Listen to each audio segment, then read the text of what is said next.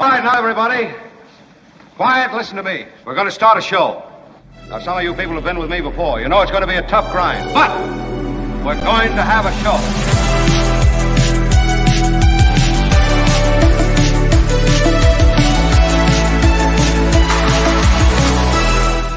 And hello, all. It is great to have you all here. Thank you. Thank you. The Tuesday audience is my favorite audience next to the other audiences all week. It's great to be on a show that is packed with so much. Kim is here, Kim, of course, and Tony is here. And today, Tony, if I can skip to the end of the show, your saga involving the ducks and it's just beginning. Yes, It's gonna get worse. A duck laid eggs and is building a nest there, and is planning a future at Tony's home. And at the end of the show, we have a lot of serious business to get to: politics and crime and homelessness and the Trump trial and Kari Lake, etc., and the SCOTUS decision. But after all of that, sort of as the palate cleanser as we finish up, the noted actor, award winner, Josh Malina from West Wing, from Scandal, from Big Bang Theory.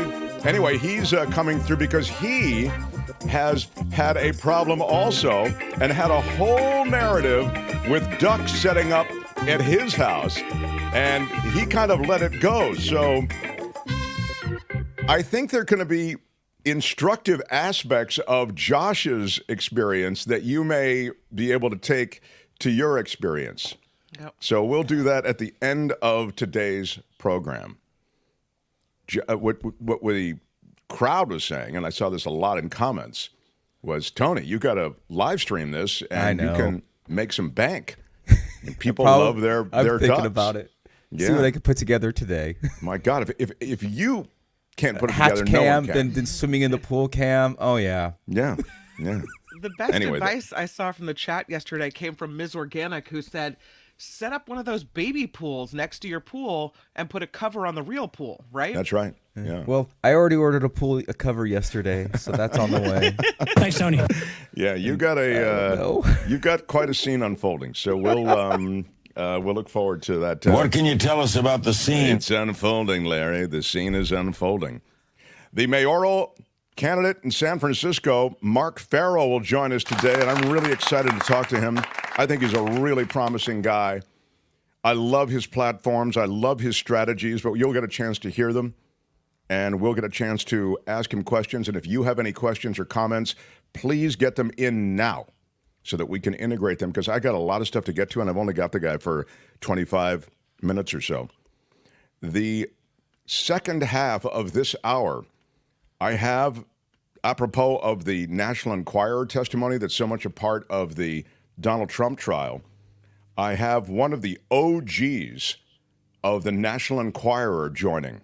He was with the National Enquirer for a time when they were covering world leaders at the UN and TV and film, and not concocting stories, more reporting stories. Still sensational and still going for the eyeballs and, for moving papers, but and still considered a tabloid, but a much, much different kind of journalism. But he was there for decades, and he can tell us the pivot that the National Enquirer made.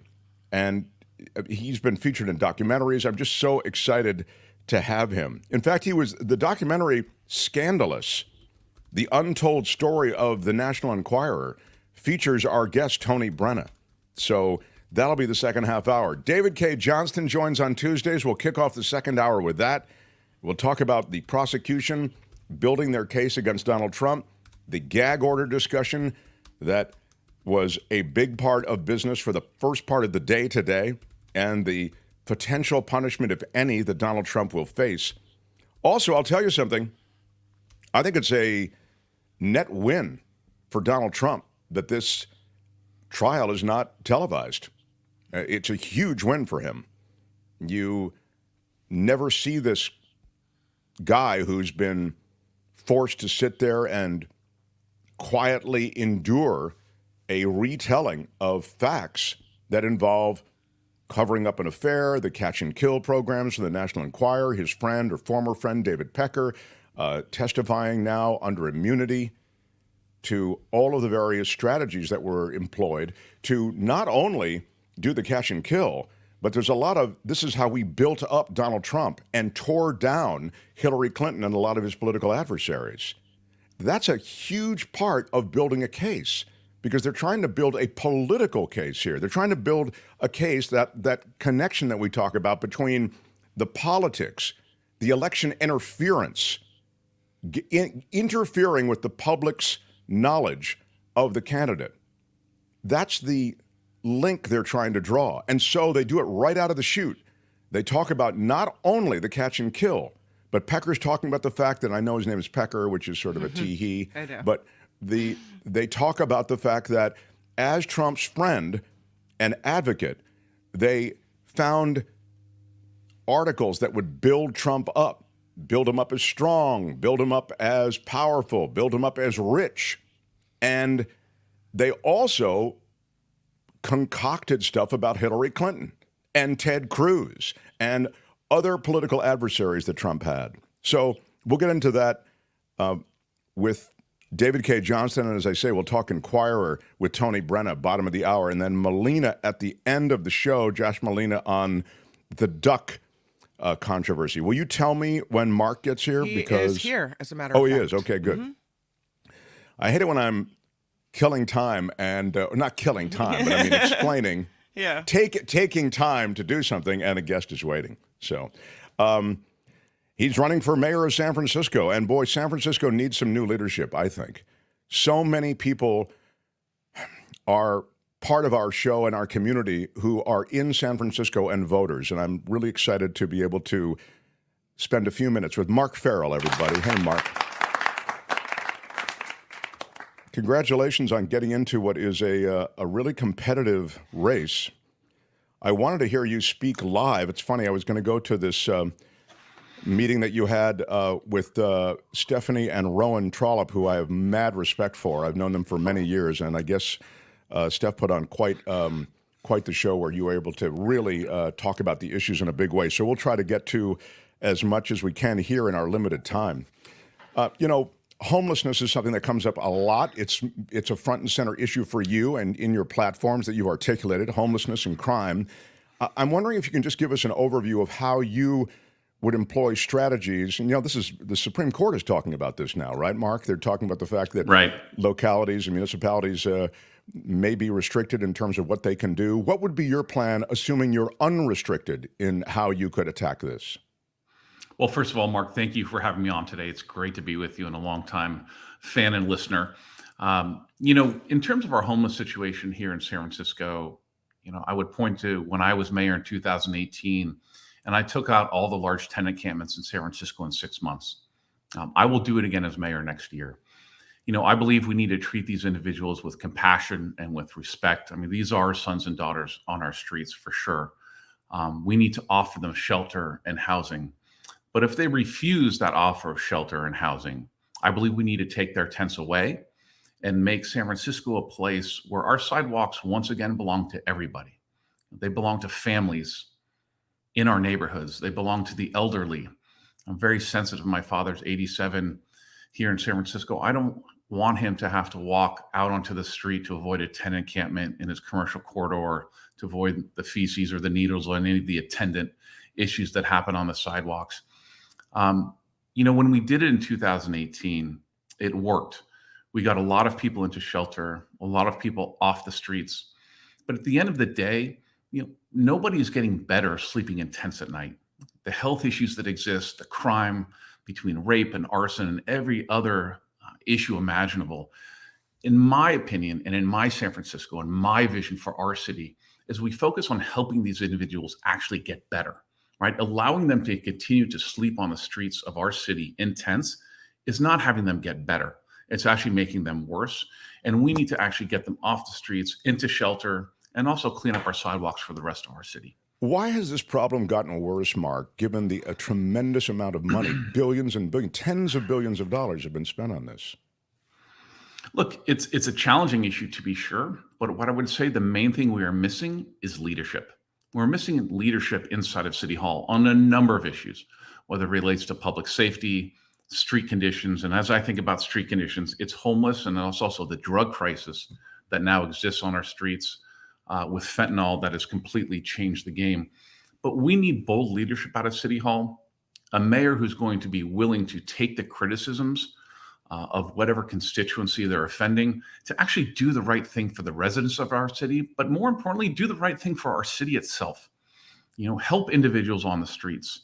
It's not humane, it's not progressive, it's not compassionate to allow last year over 850 people overdosed on the streets of San Francisco. That's simply unacceptable. It's just not working. Our approach isn't working. We need change of leadership, and we need bold action out of the mayor's office. I'm so glad that you mentioned City Hall in your comments, because it seems to me that the mayor, we always turn to people like yourself who really have bold ideas and a track record. I mean, that's one of the great things about you. I know you weren't mayor for a long time, but even in that short time, you did step up.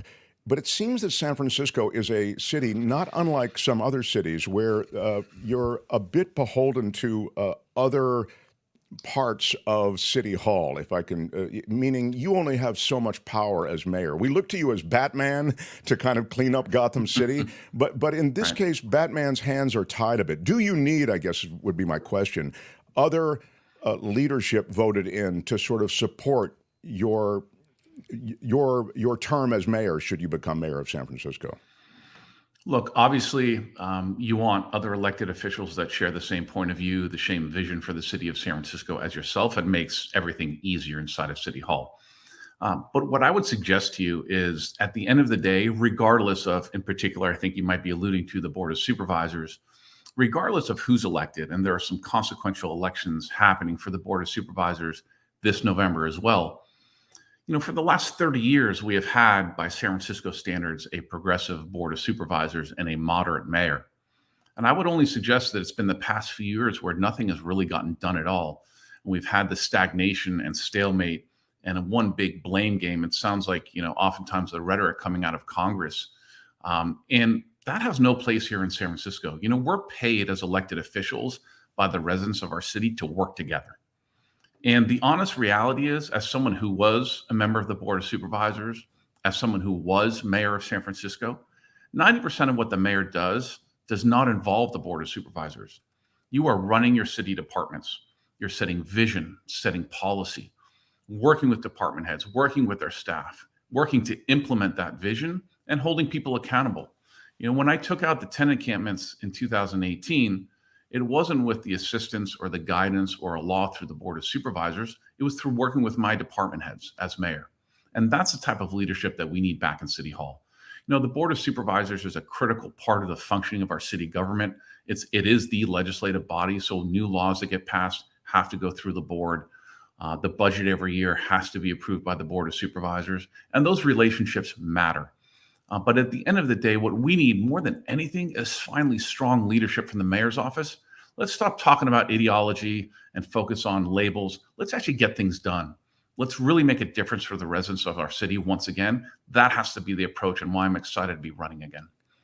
The corruption and incompetence that seems to have typified San Francisco of late, I wonder if you could speak to that. I mean, how do you root that out? Do you see it as the issue that a lot of San Franciscans see it as?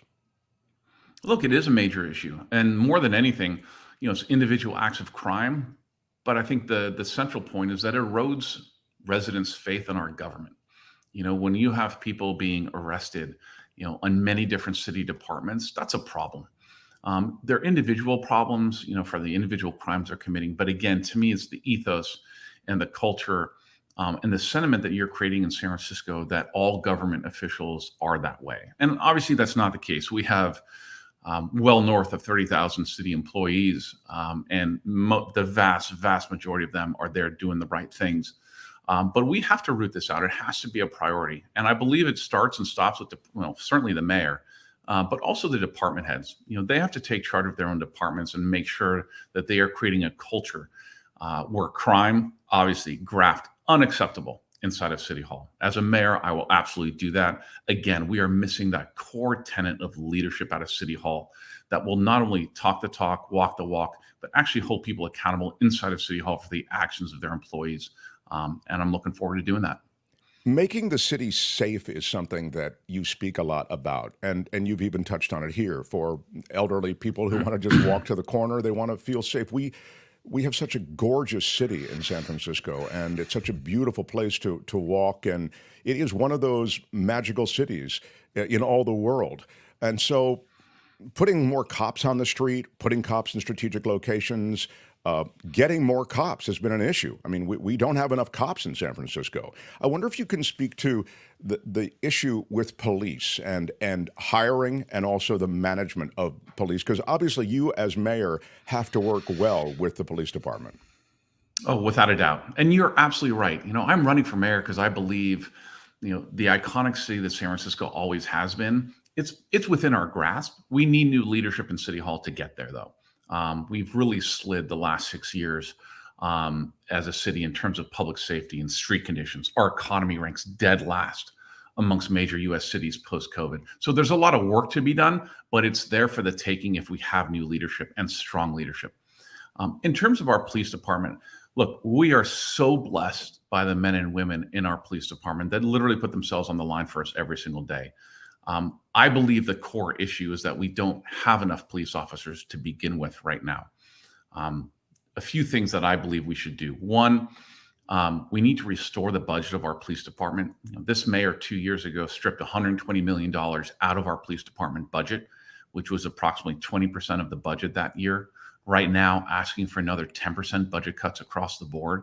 In my opinion, that's simply the wrong priority. I believe it's government's number one job to protect our residents, and I will do that as mayor and restore that budget immediately. And as important and attendant to that is the staffing levels. When I was budget chair for 4 years and became the longest serving budget chair in our city's history, and then right after that, unfortunately, after Mayor Lee passed away when I became mayor in 2018, we grew our police department to record staffing levels. We had over 2,300 officers in our police department. Since I left office as mayor in 2018, we've lost over 600 police officers from our department. So our staff is down approximately 25% and growing. We need to do something completely different. We need a change of leadership at the top that will actually fight for our police department, that will fight for the budget dollars, that will actively recruit and make law enforcement in San Francisco a career that we're all supportive of once again, that our community rallies behind. As one of the things growing up here in San Francisco, I am lucky to know many members of our police department and our fire department and our sheriff's department that I grew up with. They are amazing people that chose a career to protect the residents of San Francisco. I believe we need to honor that. We need to support our public safety officers. We haven't done that the last 6 years, and I'll bring it back to City Hall. We're talking to Mark Farrell, who is running for mayor. He's been mayor of San Francisco for a short time. You heard him reference it there with the passing of Mayor Lee. But more than that, he has a history of public service to the city and a knowledge of the city and its problems. And now there's some pretty big challenges ahead, Mark Farrell. So one of the big things that happened, I think, in recent history was the recall of the DA and and Brooke Jenkins ascending to the DA spot. I'm a big fan of hers. I wonder if you could speak to your relationship with Brooke Jenkins and how you might see that evolving, because you obviously, again, have to have good relationships with a lot of these people you'd be working with. Look, without a doubt. And I would say unequivocally, the city of San Francisco is so incredibly lucky to have Brooke Jenkins as our district attorney. I think she's doing an amazing job. My wife was actually very engaged in the recall campaign when Chesa Boudin was recalled and Brooke Jenkins was elected as our district attorney. So I've gotten to meet Brooke on a personal level over the course of the past few years a number of times. Again, I simply think that we are very fortunate to have her in that seat. I also believe that unless we do increase the ranks of our police department, we're actually, as you think about law enforcement, that train becomes our police department, our district attorney, and the judge and our judicial system to make it all flow and work together. We need more officers to give our district attorney's office the chance to actually prosecute more crimes. And then also we need the judges to hand down the appropriate sentences to make sure that they act as a deterrent here in San Francisco. But in terms of, our district attorney, I believe we have the right one in the seat right now, and look forward to working with her going forward. We get a lot of stuff like this. This is from Calvin. Candidate Mark, what can you do as a mayor that will pass the Board of Supervisors that will have immediate impact on crime and homelessness in San Francisco? I mean, everybody's got the same front and center issues, you know, Mark Farrell. Are you going to do any audits or reduction in the homeless program, like where that money is spent? Can you speak to some of this? Sure. I'll take the last one first. You know, I was very clear the day I launched my campaign that it's my first day in office, I would immediately audit all of our nonprofit spending for the homeless here in San Francisco. To be sure, there are so many nonprofits that do great work in our city, and we need to support them even more. But the amount of overlapping and wasteful spending that we have as a city government is out of control. It's been that way for some time, and we need a mayor who's going to actually come in and take a hard look at this and really make it a priority. So that will certainly be a focus. And in terms of specifics about working on public safety and the homeless in San Francisco when I'm in office, I'll give a few. You know, number one, I believe we need a new police chief. Chief Scott's a good man, but the average tenure of a police chief is 3 years, and he's been here close to 8. We need to thank him for his great service to our city, but hire someone that's going to really inspire the rank and file, be heavy on recruiting and fighting for budget dollars and fighting for more officers. I believe that's the next evolution of our police department. And I believe it needs to be someone from within our police department right now that will come through the ranks. So that's number one, and that's in the mayor's power to do. Second of all, restore the budget. I mentioned that again. That is within the mayor's power to propose a budget where our police department is fully funded. And then also recruit heavily. That comes through programs such as our DROP program that I'll reinstitute through the Board of Supervisors as well, that allows officers who are about to retire to stay on the workforce for up to 5 years without affecting their pension. I think in the first year or two, that will increase our police officer rank and file by about 100 officers or more that would have otherwise left the police force. That's a big deal.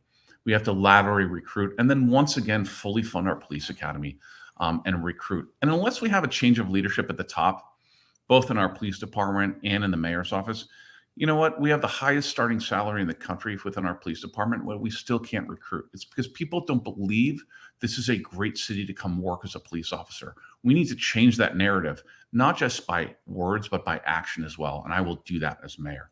And then in terms of our tenant encampments and the homeless, again, this is a mayoral action. This is a policy of the mayor's department. I did it before when I was mayor in 2018. I will do it again as mayor next year. Our sidewalks have to belong to everybody in San Francisco. We need to get people, and our North Star needs to be helping people get off the streets and into shelter, not perpetuating their life in tents on our sidewalks here in San Francisco. I want to ask you, this is a lot we've concentrated on, and just in our last few minutes here, we've concentrated on security, we concentrated on safety, we've talked a lot about the cops and the soups and the workings of City Hall and how to implement some of these strategies. I want to turn to the cost of living in San Francisco. And again, I don't mean to turn to you as the superhero who's going to, jump in and, in 10 days, everybody will be able to afford a place on Russian Hill. But it is a remarkable fact that so many people are locked out of the world of living affordably in the city. Look, couldn't agree more. I think the central part here is really the discussion around housing, and we need more housing in our city. There's a state mandate to create 82,000 units within the next 10 years. I should say 8 years from now. So we have to be building, at a clip of about 10,000 units a year, according to the state mandate. Last year, we built under 2,000 units. And in January and February of this year, we approved 7 units out of our planning department. It simply needs to change. We need to streamline our planning process in a very major way.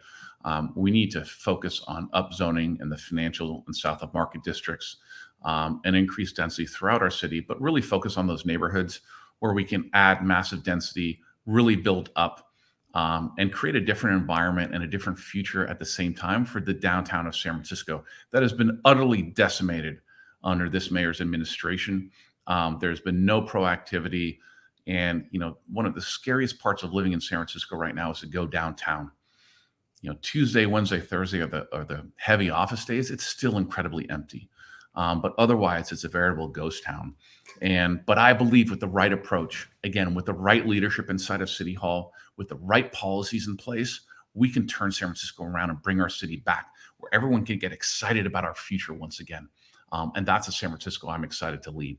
Yeah, well, we'd all love to see it. There are buildings and chunks of buildings that are sitting vacant, though, Mark. I mean, there's a weird fact that these ghost buildings exist throughout San Francisco, and I wonder if you could speak to that. Is there anything the mayor and you could do as mayor to address this? No, absolutely. Look, as you think about downtown, first of all, unless you concentrate on public safety and street conditions, the reality is we're not going to create an environment where employers or employees will want to come back en masse to the downtown core. Certainly, the reason we've lost conventions, which in turn support all of the restaurants and the hotels in the downtown core, is because of public safety and street conditions. So it continues to reverberate as the number one and number two issues that I believe we need to focus on. Once you do that, though, we have to use the power of tax incentives out of City Hall to bring employers back to the downtown core. We did it to great effect in mid-market in the 2010s. Obviously, the poster child there was Twitter, but we also learned our lessons, right? We allowed those businesses to have their own cafes, their own gyms, and dry cleaning services. So we didn't support the small businesses in the surrounding neighborhood. So we have to do it differently. We have to learn what worked, what didn't work in our past, and be honest about that. And then we can concentrate on not only the big employers, but also the small businesses in the surrounding neighborhoods as well. When I worked downtown in the finance industry for over 5 years, I worked in the 120 Kearny building, which is a high rise coming out of the Crocker Galleria. And that Crocker Gallery used to be chock full of small businesses. Literally every storefront was filled, 3 levels. I have to wait in line for 45 minutes for lunch. And now I know there's construction going on there, but there's 1 store left. I mean, it's a really sad state of affairs, and we need a mayor who's going to be super proactive with our business community to once again engage with our asset owners, the lenders, the major tenants in town, and just understand these market dynamics and make San Francisco and the downtown area in particular, once again, a destination. We've gotten so far away from that, but we can bring it back. Again, just a change of leadership and someone with the right vision and someone who's willing to be proactive. Now, one of the things I like about you is you do have this background in business, and I think when it comes to incentivizing businesses to do certain things and to populate certain areas, you need to incentivize them in ways that involve more than just charisma. You got to put some dollars and cents, right, I think, into the game. So I think I take it that is the kind of thing you're looking at. 100%. And you think about that's the core tenants in our commercial buildings that are downtown. The scary part is our vacancy rate's 38% right now. And climbing to 40% before long. Other cities sound the alarm bells at 20%, and we're almost double that right now as a city. So the honest reality on the ground is we're in a tough spot. But if you think about being proactive and a change of leadership in City Hall, again, public safety, street conditions, core tax incentives to bring employers back. But then you also think about the conversion from commercial to residential. Building the future of downtown, whereas Wall Street in New York in the late 80s and early 90s, it was a ghost town on the weekends. Now, depending upon who you talk to, arguably one of the hipper neighborhoods in New York City, because they did the long-term work to get residential units built in that area to make it a more vibrant urbanist part of New York City. We can do the same in downtown. They're existing buildings, but think about those Class B, Class C buildings right now that really are suffering in terms of looking for tenants, and certainly tenants that can actually pay the mortgage that a lot of these people have on their buildings. What if we allowed demolition? What if we allowed upzoning and building up into the air to create additional units and committed to tax increment financing at the local level? Then you start allowing these Class B and Class C buildings to actually pencil out to take them down and build them back up as residential. That can be an unlock that would really transform the downtown core to get people really excited about the future. And then let's even dream further. Let's think about a nightlife and entertainment district where after hours, after businesses close, we block off streets, bars are open, restaurants are open, lodging and hotels are full. We have nightlife and entertainment in that zone. This can be a future we all get behind and all get excited about. We're really far from that point right now. But again, back to that change in leadership, someone who has experience, someone that has competence, and someone who has a vision for the future of San Francisco. I believe that's what we need as a city right now. It's great to talk to somebody who's got that vision and might be able to begin the journey toward that vision. All right, my last point, I just want to, we got that question. This is one of those ideas that comes into us, and I'd love to just get your take on it. It was suggested by Calvin, which is why Vicky and Sausalito is saying, Calvin, I like your idea of turning downtown office space into teacher housing. Cops make a lot more than teachers do, but cops, teachers, whoever they might be, who might be able to occupy some of these, this is the general notion, okay?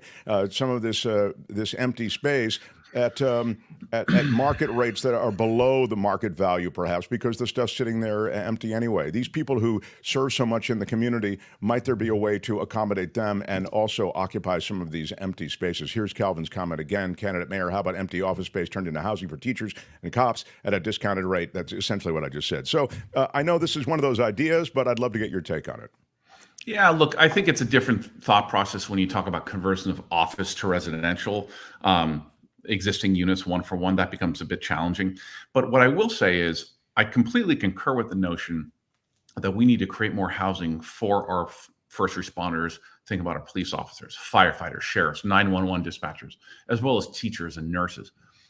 When I was in office before, I created the first down payment assistance program for first responders to allow, again, cops, firefighters, and sheriffs to buy homes here in San Francisco. I believe that, as we think about recruiting new police officers to town, we actually need to think about rental subsidies as well in the kind of throughout the city of San Francisco in every single neighborhood. But more than that, right now, the approach out of City Hall has been, and the sentiment has been, for people that own units but don't want to rent it out because of some of the rent control laws and other laws that become onerous, and some people simply just don't want to lease their units out. The approach right now to City Hall has been to actually tax them, these vacancy taxes. Some people and supervisors want to continue to drive that home and increase vacancy taxes.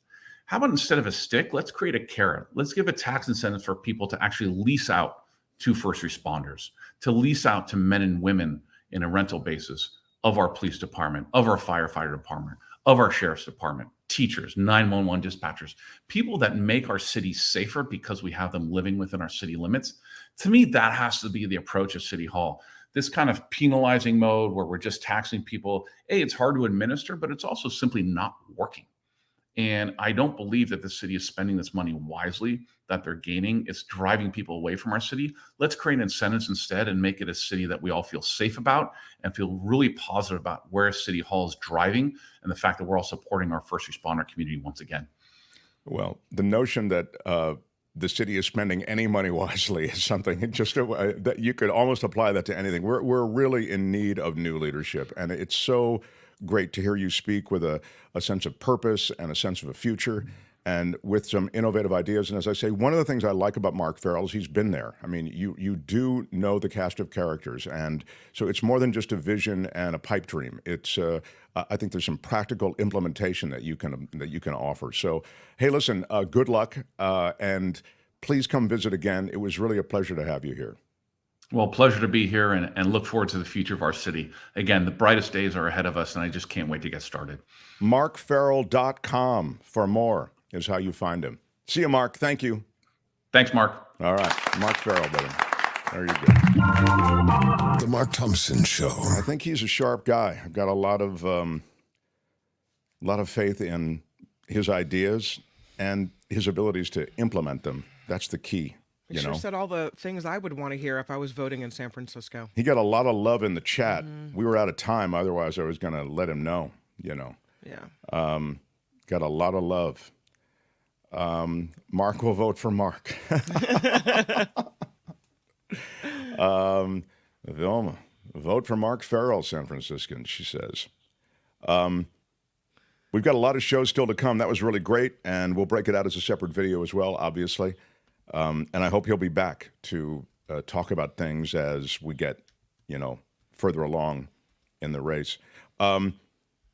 Tell me what I have time to do here, Kim. Do I have time to... I think that we might have to skip the news because we have Mr. Brenna waiting, and that is rather newsworthy as his former boss is taking the stand in the Trump trial in New York.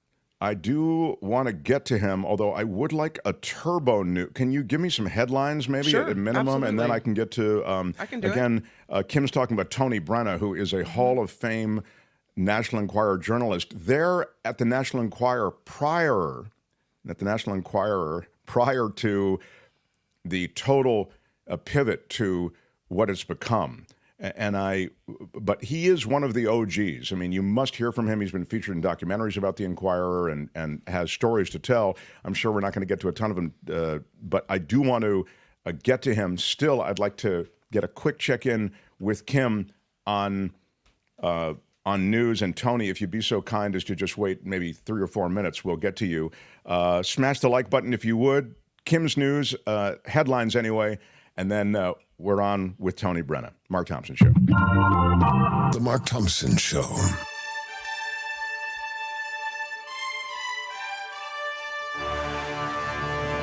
On the Mark Thompson Show, I'm Kim McAllister. This report sponsored by CoachellaValleyCoffee.com. The second day of testimony wrapping up in former President Trump's criminal trial in New York. Prosecutors questioned former tabloid publisher David Pecker about his alleged role in a catch-and-kill scheme. The prosecution, trying to establish Trump and his former personal lawyer Michael Cohen attempted to silence the stories of Stormy Daniels and others before the 2016 election. Pro-Palestinian protesters growing on college campuses around the country.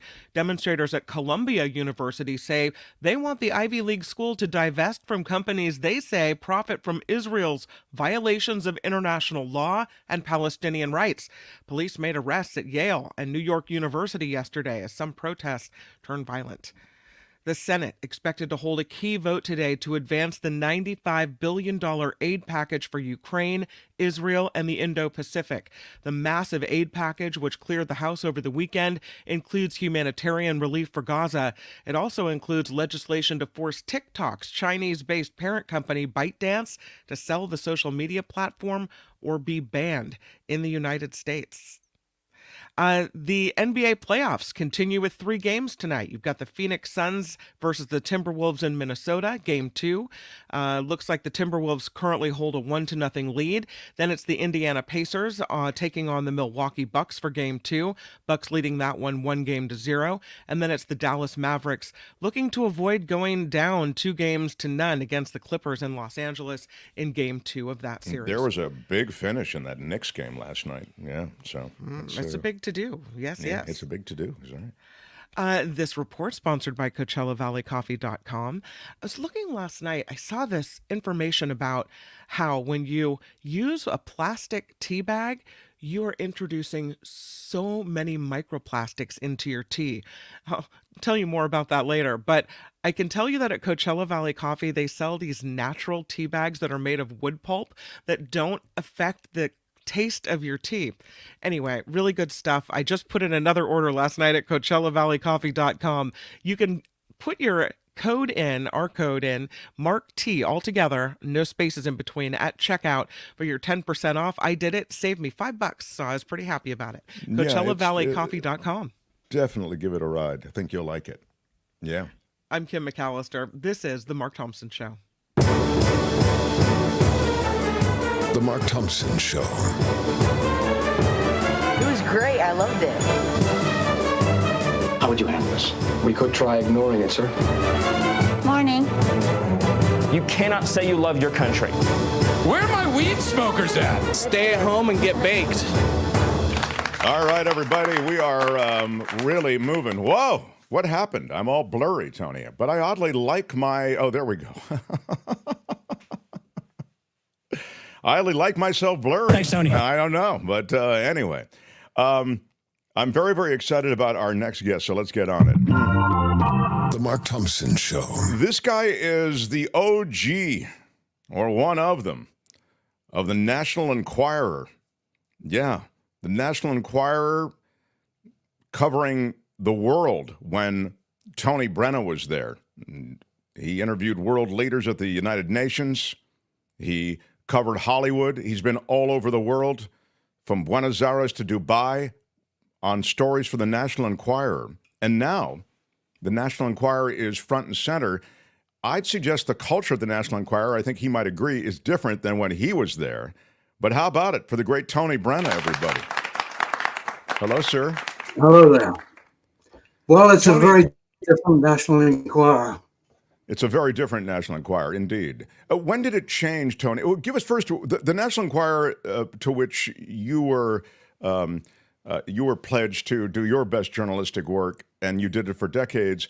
That was what was your North Star then? I mean, it was still a tabloid publication, wasn't it? It was a tabloid then. I left the United Nations, where I worked for the London Daily Telegraph and the BBC. And the Enquirer was offering four times the salary that any other newspaper or magazine had offered. And it also was a global assignment. I was a roving editor and went around the world for them. It was a very, very exciting publication at that time. The circulation was beginning to soar. It was approaching 5 million. You never knew from day to day what sort of assignment they would throw at you. They could send you to an earthquake. They could send you to a tsunami. They could send you to a forest fire. Anything could come up, and they covered it all. Alternatively, they could send you to LA, and you would be plunged right into the heart of a Hollywood murder story or something like that. It was always, always different every day. And best of all, there was never any shortage of cash or money. It was a publication that was making a great deal of money, and it spared no expense to get the story, all of which is in marked contrast. This was back in 1972. The change came probably about 10 years ago when David Pecker took over. And sorry, Mark, maybe you want to ask some questions about No, I want to follow up. I mean, so what happened when Pecker moved in?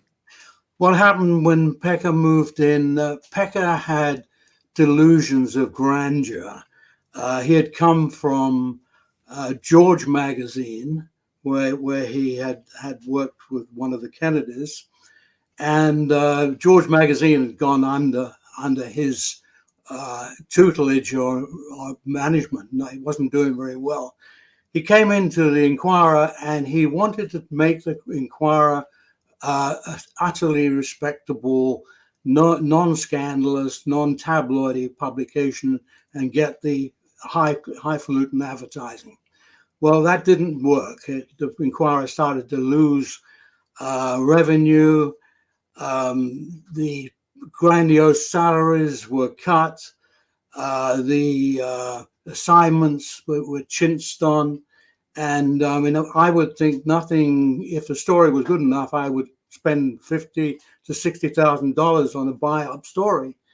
All of that was cut and limited to $10,000, which was still quite a lot of money, but it was not like Generoso Pope. I mean, Generoso Pope was a tabloid genius. I mean, this man was quite phenomenal. And just to remind everybody, Generoso Pope was the owner of the publication before. And I think he started the publication, didn't he? He started the old man did, yeah. Yes, right. He came from an Italian-American family with links to organized crime. He had also worked for the CIA.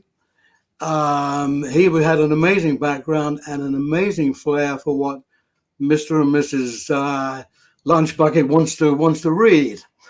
And the Enquirer absolutely soared under him. There was celebrity journalism, everything about pets, everything about medicine, all breakthrough stories about arthritis, heart disease. All of this stuff was in the pot for publication. And you know, it's funny, Tony Brenna, I think there's this general view like, oh, it's always been a rag, National Enquirer's a rag.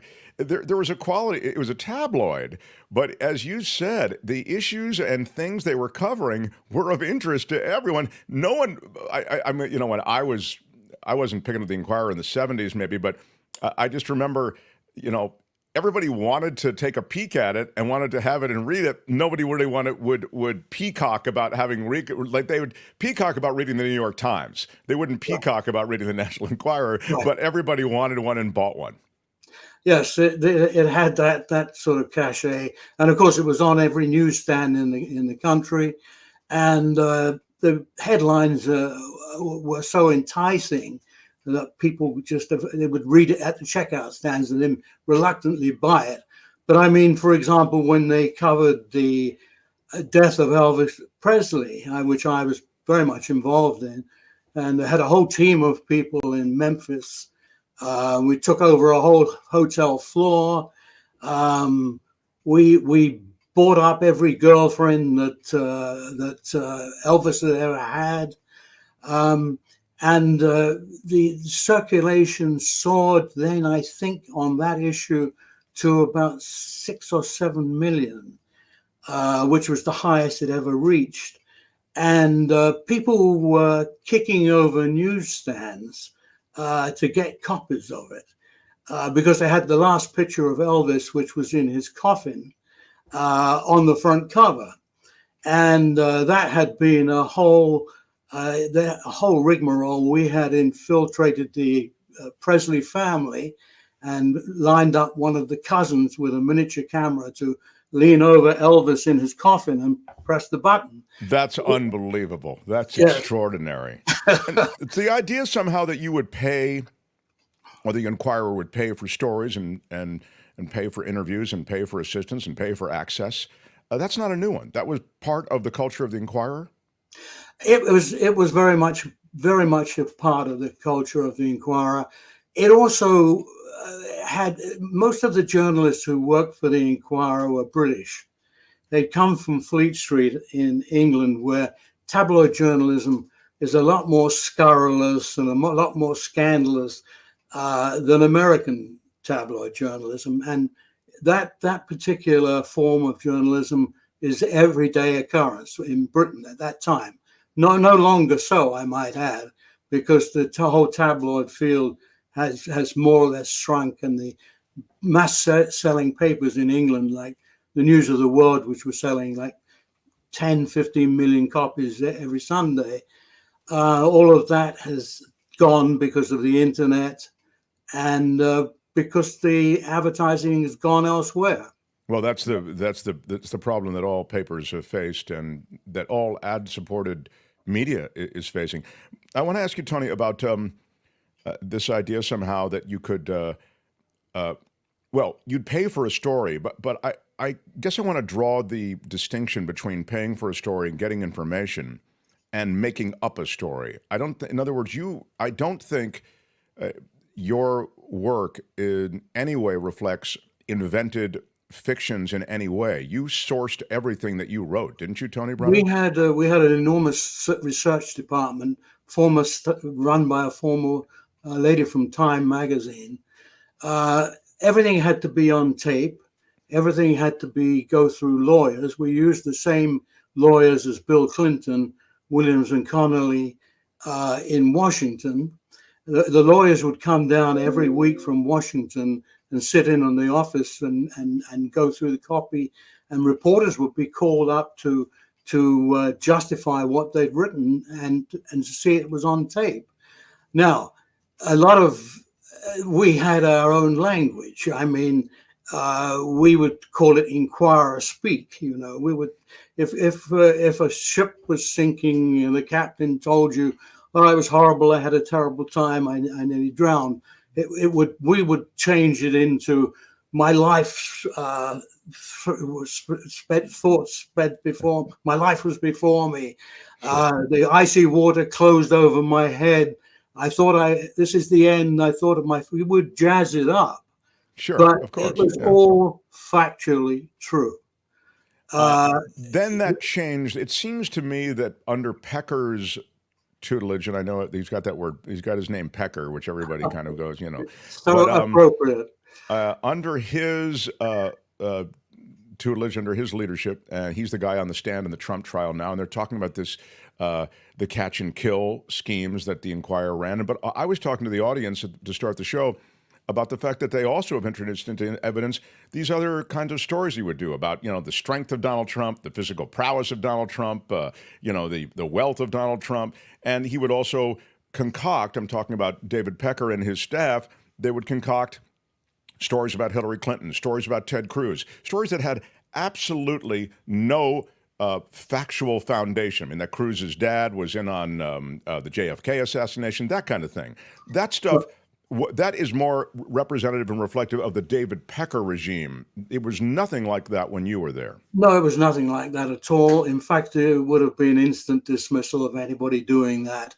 No, sensationalized, yes, but Pecker had this long-lasting relationship with Trump, and this was something that he did because he wanted favors from Trump if Trump should become elected president.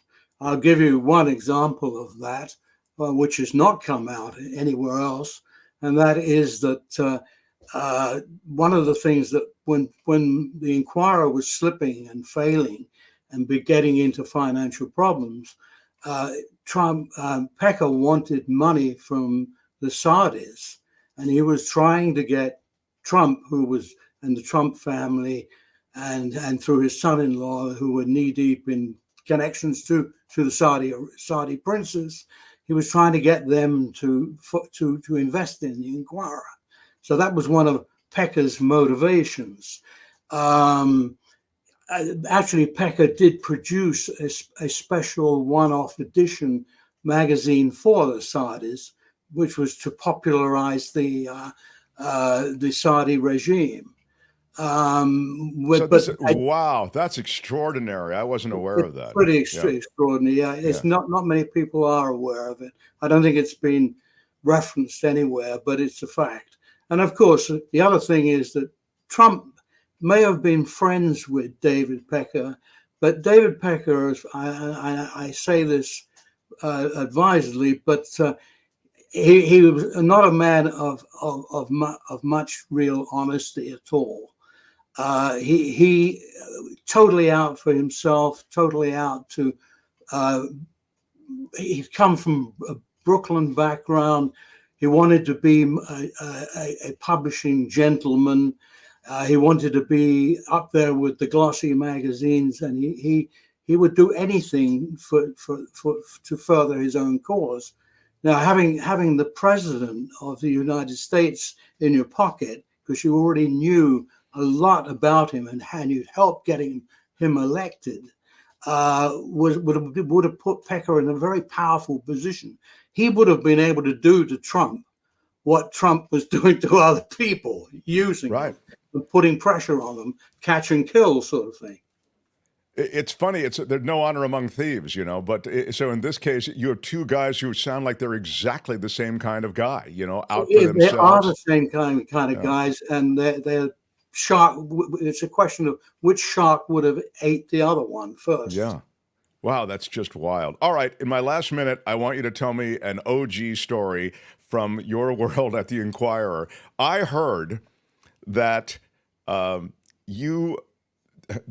magazine, or the newspaper, I'm sorry, the Enquirer, was anxious to get some information on, was it Elizabeth Taylor and Richard Burton, and they were in first class. You know the story I'm talking about?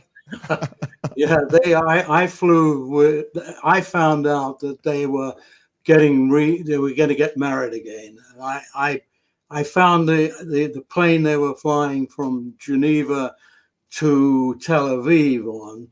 I bought up 8 first-class tickets on that plane at enormous expense. Even I was in trouble for that, because they said, "My God, 8 first-class tickets from Geneva to Tel Aviv." So I then sat on the plane opposite them, and Liz was totally pissed off the fact that I attempted to interview them and called for the captain and what have you. And the captain came back and told me I would be arrested when we got to Tel Aviv if I kept bothering them. In the meantime, she went up to the flight deck, and the captain had invited her up to the flight deck. And Burton had just come out of detox. And I sat on the other side of the aisle swigging champagne cocktails, and his tongue was literally hanging out. And I ordered him a drink and said, "Here, have a drink. You look miserable. I said, we're both Brits. All I want's a few words about how you're getting remarried and what have you. And he started talking, and we were having a good chat. And Liz came back and raised Cain, and I was warmed back to my 8 seats. And then we got to Tel Aviv. And of course, all the rest of the press were on the story too, but they were all down in economy. And and when we got to Tel Aviv, she was so angry she canceled her press conference. So I had the story to myself. I absolutely love that. Buying up all of first class so you would be the only one there with Liz Taylor and Richard Burton, and then pursuing it that way. Absolutely wild. That's just so classic. Really is. Well, that's the sort of thing we did. Now, I mean, now the Enquirer is run by interns, and they make up everything. Yeah, I mean, there really is. There's a fiction that is pursued here. That's quite disturbing, isn't it? It's such a pleasure. By the way, I was going to put in a plug for my book, Honey Trap. Oh yeah, please. I have a novel which is on Amazon at the moment, which is all about tabloid journalism, and it's called Honey Trap. Tony, there it is. Honey Trap. Tony Brenna. Come on. How about it for Tony, everybody? Tony is our engineer and makes all things happen. Producer. And, that's perfect. Thank you so much. Yeah, thank you, Tony. Thanks, Tony. Maybe we'll have, if we can, Tony, can we rally a link to Tony's book, to Honey Trap, have a link in the description. So we'll have a link to your book. Oh, okay. Great. So maybe, I mean, what a life in journalism. And there's still so much life left. You're a young man still. I'm 90 years old now. 90 years old. Come on, everybody.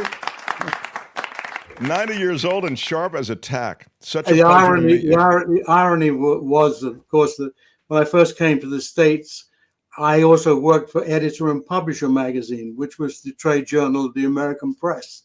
So I was also writing a lot about publishing and newspaper ethics. So it went the full cycle. Well, you certainly know about it. You've seen it from both sides. Okay. Pleasure to talk to you, and I look forward to the next time, too. Tony Brenna, everybody. Thanks, Tony. Bye-bye. Bye-bye now. The Mark Thompson Show. How cool is he? I mean, that's he's really been there in the trenches. Wow. Really something. I wanted to see if there were is there anything I need to deal with, Tony, or Kim? The comments section, I haven't really had a chance to monitor. Rudy Giuliani for prison 2024 says, King of the Pines. Big shout out. Big shout out. Rudy Giuliani's in trouble. Rudy Giuliani doesn't have money. We told you yesterday about the fact that Rudy Giuliani is someone who is being x-rayed. I mentioned that it's sort of like a financial colonoscopy that he's going through. I mean, they're allowing forensic accountants into the Giuliani world. So his financial claims of, his penurious state, like, no, I've got no money, they're going to be checked out. I mean, they're definitely going to be established. So we'll see exactly how much money he has. He's in trouble in a big, big way. He deserves to be in trouble. Rudy Giuliani is a despicable guy, and he carried Trump's water, which is one thing. But when he smeared those Georgia election workers, that was another level of awfulness. And we'll see. But he's definitely a guy who's in trouble. So, and I think that's a good thing. He deserves to be in a lot of trouble. Smash it with your iron rod. Yeah, smash the like button. It costs you nothing. Hit the like button if you would. The thumbs up. It's free. And we know how much we all like free. Penurious is a ding word. You're right. Thank you very, very much. We have a big hour ahead. David K. Johnston ahead. And I also will tell you that Tony's problems will be addressed by Josh Malina, the award-winning actor, who has some of the same problems with ducks.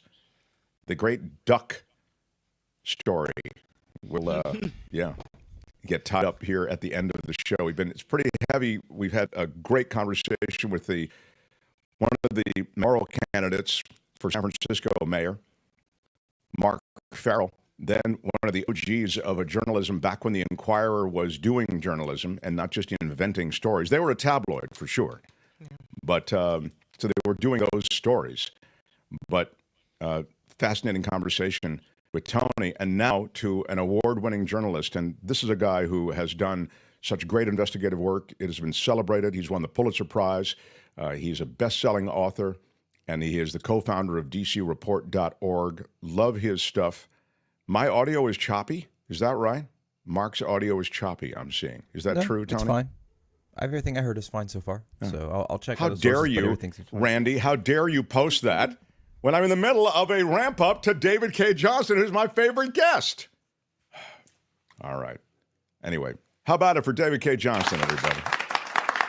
Hello, Mark. And no, I don't think your voice was choppy, at least not here in Rochester, New York. Thank you. Well, that's what I needed to hear. Thank you very, very much. Wow, David, there is so much to talk about. I first want to ask you an overall question, and I've said this for a while. I feel it's been a net win for Donald Trump that this trial in New York hasn't been televised. The reputational stink that he could have perhaps picked up with the discussion of all of these ways in which stories were out there and killed, and just what the stories were. I mean, he's rolling around with the Playboy model who's paid off. He's rolling around with the porn star. She's paid off. Before you even get to the X's and O's of the law, I just felt the aspect of this that would involve that getting out and sort of revisited to the public, that would be damaging to Trump. But it's not televised, and I think it's a win for Trump. Do you agree? Yes, and I think it's one of the indications that, contrary to Donald's claims, he's not being unfairly treated here. Now, Judge Merchan has said that he will have the transcripts posted the next day so people can read the cold, lacking emotion and feel material. But I think it would have been much better for the public if we had been able to see the trial, particularly if we could see Donald's behavior in the courtroom, which, according to numerous accounts by journalists from a host of different places, makes it clear that Donald is having a great deal of emotional difficulty with this. I will be surprised if he gets through the next 5 weeks that the trial is expected to last without some kind of a meltdown. He did yesterday when he came out of the courtroom and gave one of his campaign speeches or rants. Donald is a great communicator. One of the reasons he got to the White House is that he knows how to reduce things to, even if they're reduced into lies, to reduce things to be understandable and simple. He was really in the weeds, and I don't know how people could follow him unless they were totally fixated on every aspect of the trial. That goes to the amount of emotional stress he's under. He's probably sleep deprived. His nodding off in the courtroom may well be connected to his health. Donald, has lied about his health. He's 3 inches taller than me and claims to weigh 50 pounds less than I do, and that's just absurd. The idea, him arguably better than anyone else. I mean, in terms of a reporter. And someone as a journalist looking in, you've x-rayed his finances, his behavior. I mean, your books are filled with different episodes where he's, lashed out. So when you say that he's going to have a meltdown, I kind of take that seriously. And he is being forced to endure these long days. David, wasn't it when he was president, he had executive time till 11 a.m. or something, wasn't it? He never had to start the day before noon. Donald has never put in long hours his entire life. And one of the things that was shocking during the 2016 campaign was Donald would disappear for several days at a time. And then he would say, Hillary Clinton, she's lazy, she's not going anywhere. And in fact, she was out there in the campaign trail overdoing it to the point where she had that collapse in October of 2016, just because she wasn't getting enough rest and enough fluids. But Donald would just, disappear for 2 or 3 days at a time, which is sort of his standard MO. I suspect if we had his medical records, as we do most other people who become president, The most interesting thing to look at would be his blood sugar levels to see if that's what's prompting him to nod off.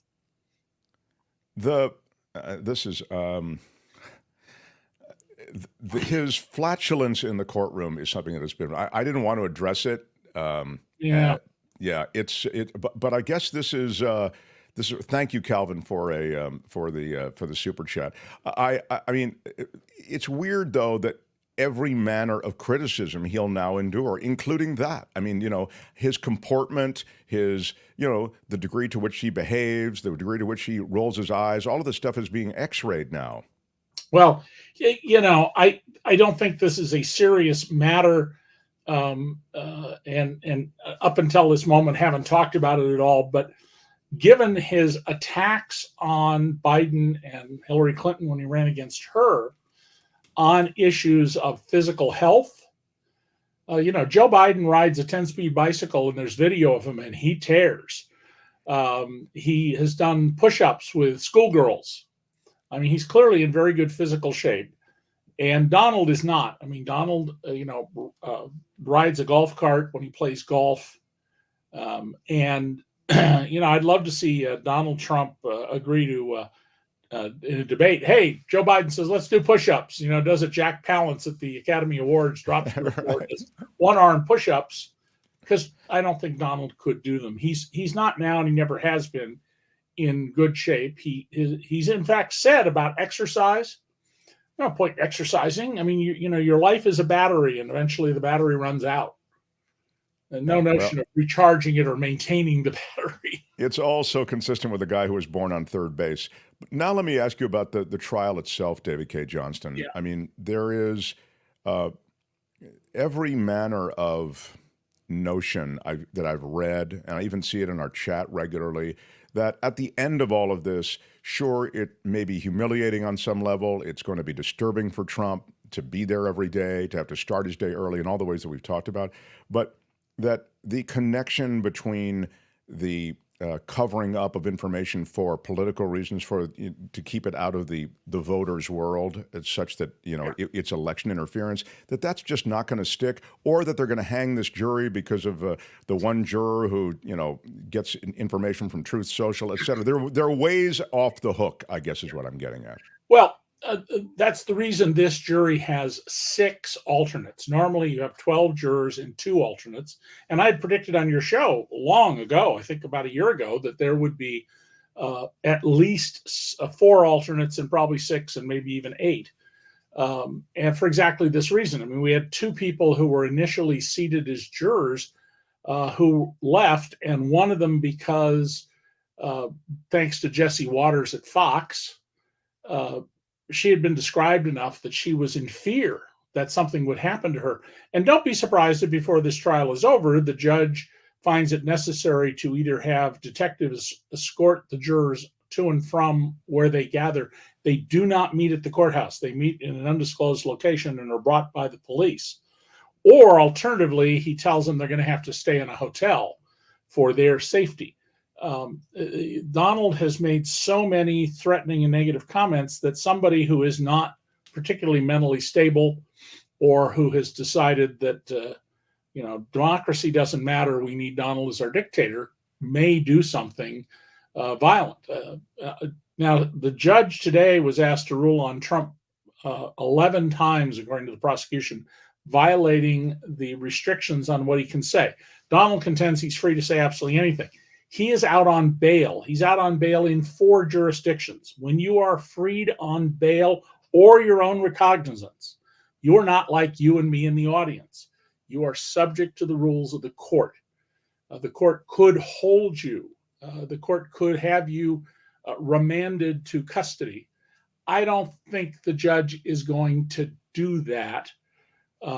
I suspect that where this will come home to roost for Donald is if he is convicted when it becomes sentencing time. The idea, by the way, that you would go through these alternate jurors so quickly, it almost makes you feel like maybe there aren't enough alternate jurors. There is a limited 6 number. might not prove to be enough. But if there's one juror who is holding out, whether it's an acquittal or a conviction, and it basically tells the other jurors either in fact, or by their conduct, that they're not following the instructions of the court, that juror can be removed. This is not unusual to happen. Judge removes the juror, appoints another alternate, and then directs that they resume at the start their discussion of the case. I want to get That's one of the reasons we have the 6 alternates, is in case there's a ringer who lied to get on there. The standard to get on the jury is you will only act on the evidence presented in court. You will follow the law as described by the judge, and you will put aside any pre-existing views you had. People get tried under those conditions every single day. Gordon is saying lock him up for 30 days for his gag order violations. That's not going to happen, is it, David? I mean, not before the trial's over, I don't think. I mean, Donald would have to, if Donald has a meltdown and says something directly threatening to the jurors, that would be another matter. And I would expect at that point that the judge would remand him. But I just, knowing Donald as I do for the last, be 36 years next month, I can't see him getting through this trial without some kind of a meltdown. He is not psychologically equipped to do it. Trial was very brief, both Monday and today. Court only met for a relatively brief period of time, and he was having trouble even so.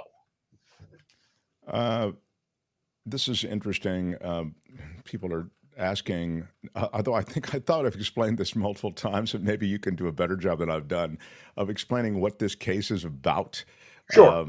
Yeah, thank you. Yeah. So the charge here is that under New York state law, and there's a similar federal law, if you conspire with someone else to impede an election, to interfere with the election, to hide relevant information in the election, to somehow corrupt the election, that is a crime.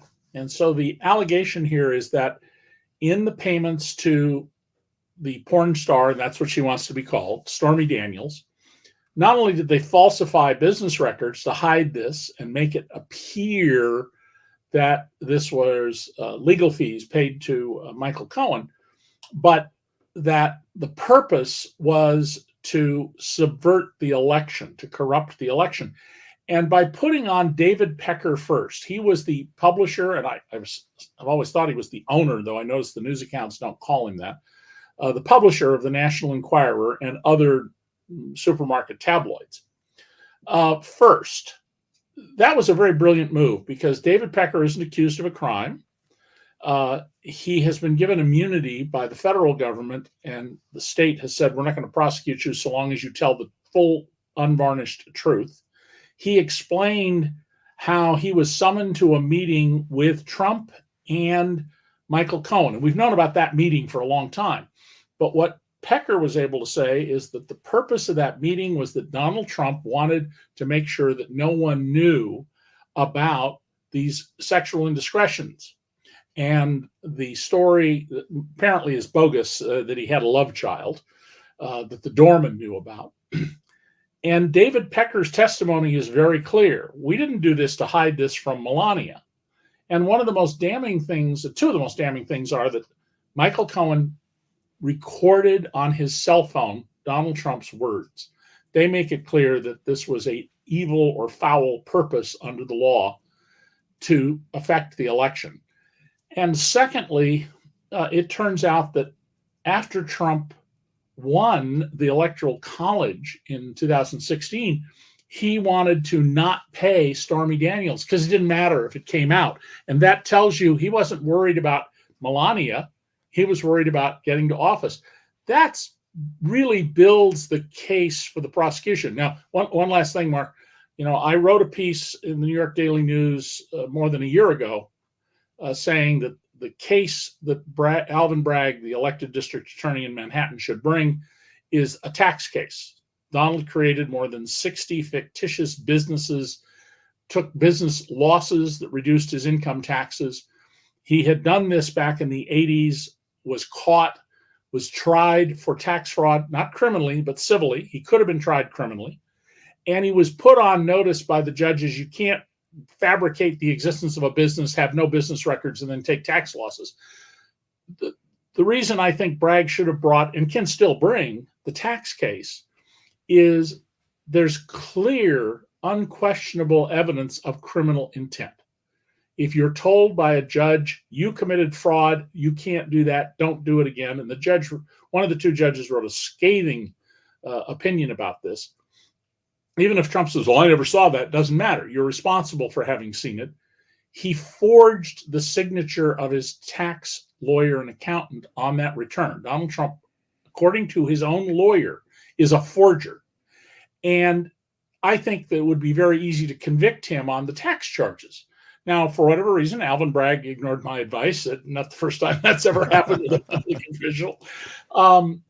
But this case, a lot of people are questioning it. Jed Sugarman, who's a very good professor of law, I know a little bit, I'm very familiar with his work. He has a piece in the New York Times today saying he thinks this case is a big mistake. He's entitled to his opinion. I think trying to subvert an election is an absolutely appropriate thing to do.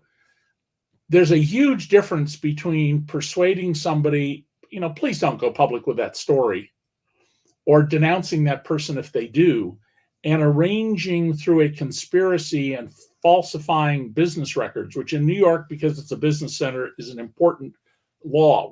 New York City and New York State prosecute people every year, multiple people, for the same underlying crimes here that Trump committed, that the 34 counts go to. People say, please don't do this or that, but paying people off, hiding the records, that's appropriate for a criminal charge. And we'll see what the jury thinks. He is innocent until proven guilty. Right. Reasonable doubt. Yeah. It's interesting. The breaking news of the day, I guess it came out of the AP, I think, that the very visa that he campaigned against. Donald Trump company Truth Social got approval for an H-1B visa. That's the one where you bring a high-tech worker like a software coder here to the U.S. For a job that you say you couldn't find any American to do. The job was at the lowest pay you can pay someone for that, which is $65,000. And Donald has always done this. At Mar-a-Lago, he applied and got H-1B visas to bring people from Latin America to be wait staff and bus boys and cooks and chambermaids. Of course, when you come on that kind of a visa, you are completely under the control of your employer. If the employer fires you, you have to leave the country immediately. The employer may not even pay you money they owe you. How are you going to collect it after you're sent back? And therefore, you keep your mouth shut and do whatever you're told. And he said he couldn't find any workers in the Palm Beach area. There were 4,000 people who had put their names on state government employment lists that they wanted the kind of work for which Donald hired some dozens of people. How did Donald get around that? Well, they put a one-line ad in the West Palm Beach or Palm Beach business newspaper, not generally read by workers, especially unskilled workers, kitchen workers. And they required you to send your resume by fax. I mean, I don't know a fax machine anymore. Do you? Right. So people didn't see it, and they would have to send only by fax. And they never said where the job was, by the way, or what the pay terms were. Donald always does this. He screams and yells about illegal immigrants. Well, Trump Tower was built with the work of 400 illegal immigrants who he refused to pay until they threatened to kill his project superintendent. Thank you.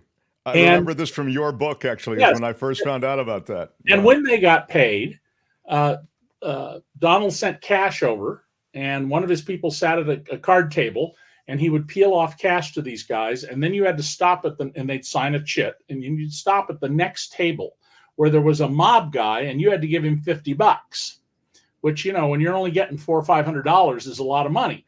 Why would a mob guy be there? Well, because Donald's been mobbed up his whole life. So true. That's one of the wild stories in one of your books. I forget which one, but weren't they? I want to say they were from Eastern Europe somewhere. They're Polish. They were Polish. Polish. Workers. Thank you. and Donald to take down the Bonwit Teller department store, which was 11 stories tall, to replace so he could build Trump Tower. These guys were living in the building in the middle of winter because they had no money. They were using sledgehammers to bring the building down. They were stripping electric wires with bare hands. The working conditions were horrible. And the funniest thing is, neither the late Wayne Barrett, the first journalist who got on to Donald, I was the second, nor I were ever able to find any indication that a New York City, New York State, or U.S. government building inspector or worker safety inspector came to the site, because they would have certainly, absolutely written it up 6 ways to heaven. And so one has to wonder, gee, who got bribed to stay away, or who got menaced by somebody from the mob to stay away? It was just this. It speaks to the reason I like this comment as a question to you is because it speaks a little bit to what you know in the decades following him. I was just told that Trump is very upset that there isn't a big demonstration supporting him, says Karen. Maybe this tide is changing, or are MAGA just cowards or whatever the deal is. But I mean, could you speak to, do you feel his support is eroding, or do you think that just the fun is kind of lost from the carnival that is Trump? Well, first, let's point out that there's no family at the trial. I mean, I've been to lots of trials going back to the 1960s. Usually your spouse or girlfriend or boyfriend or your children or your mom or somebody shows up. Donald's all alone. And I think that speaks volumes about the Trump family, because Donald is all about transactions and his family is all transactions. This is, he has 3 commercial marriages. They're transactional business deals. They're not the kind of marriage I have, and I presume you have if you're married. So then on the larger scale, almost nobody is showing up to demonstrate. There are a handful of people outside the courthouse in Lower Manhattan. I think that's for 2 reasons. The first is that people saw what happened in the effort to overthrow the government. There have now been more than 1,000 people who have been adjudicated, they either pled guilty or were convicted in that case. And, the ringleaders got 20 years and 22 years, if I recall correctly, more than 20 years, which tells you that if Donald is eventually convicted in that case in D.C., the sentence he will get will be more than 20 years, because the judges have been very proportional. If all you did was walk through the building, you get probation. You slugged a cop or hurt a cop, you're going to spend prison time, depending on how much harm you did. And I think Donald's support, as I predicted on this show a long time ago, is waning over time. He's also now, however, gotten the Murdoch family to turn against him. The New York Post cover a couple of days ago was Marjorie Taylor Greene in a Russian army winter hat, the kind that has flaps over your ears with the Russian star on the forehead. And the headline said something like, Moscow Marge, go away. Fox News has done a number of pieces being critical of the MAGA members in the House. Marjorie Taylor Greene filed to remove Mike Johnson as Speaker. The Democrats immediately said, we'll vote to keep him as Speaker, even though he's a Republican. So the power to disrupt and cause trouble and to allow Putin to advance in his efforts to overthrow the government, the democratically elected government. Oh, good, it's up on the screen now. The democratically elected government in Ukraine, that's fading. That is fading. And I think it will continue to fade. On the other hand, people should not be complacent. All Donald has to do, there's some states he's virtually guaranteed to win, like Louisiana. All he has to do is win 6 of the 13 states that are in play, and he's back in the White House, even if the popular vote goes against him, as I predict, by more than 10 million votes. That's just so remarkable, this flawed system that we have, David, Well, this is the result of the compromise to allow slavery to continue. I mean, we shouldn't ever lose sight of the fact that, we've done incredible things in the world with our democracy. Very important things. We have made the world a vastly better place. Our country was birthed out of a corrupt moral agreement to allow slavery to continue until 1808 at least, the trade in slavery, the importation of slaves, and to give power to slaveholding states to restrict what was going on in the non-slave states. And we just don't address that honestly when we educate kids. I talked recently to someone who went to high school in the South and was taught in their high school, and this person is under 40, the War of Northern Aggression.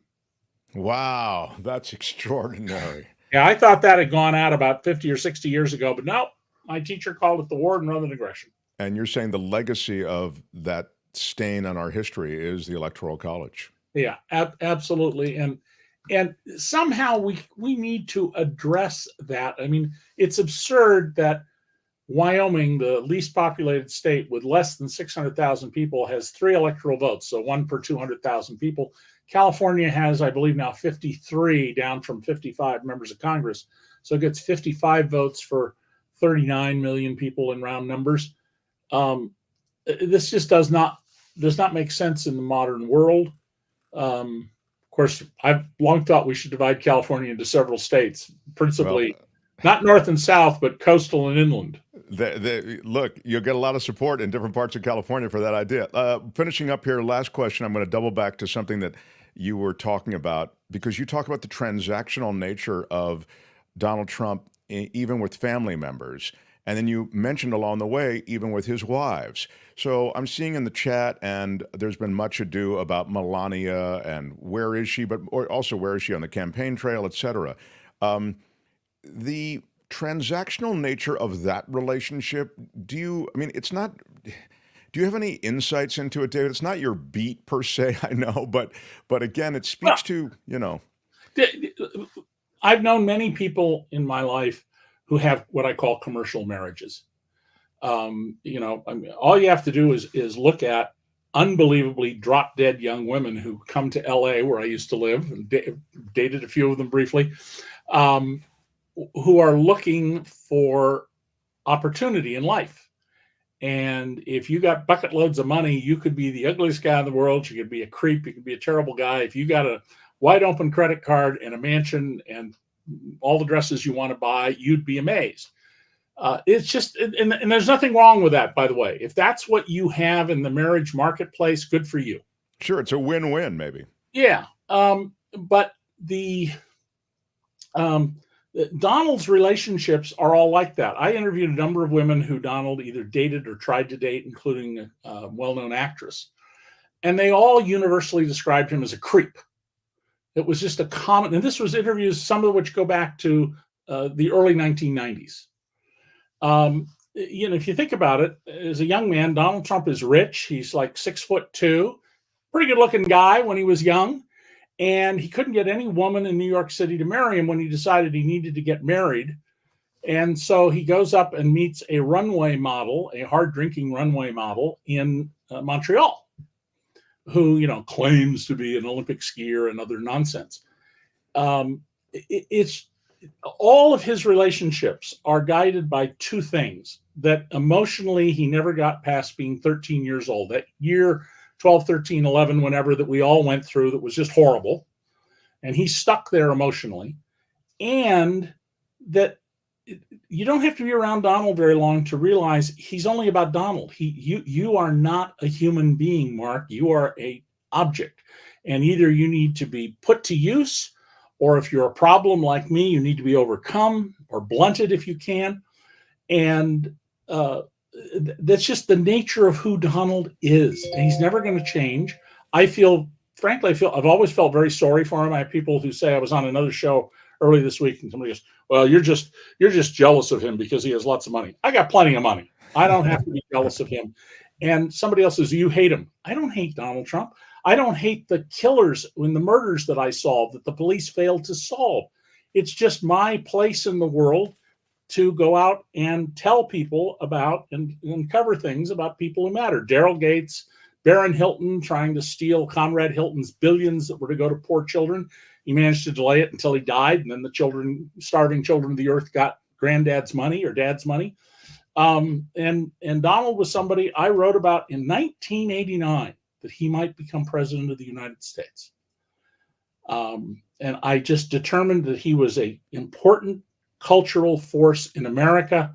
And I was astonished that all the journalists who just printed whatever he said, didn't matter if there was any truth to it, if it was utter nonsense. I do want to say one thing. There's a guy in the, if we've got a second, in the tax named Hultgren.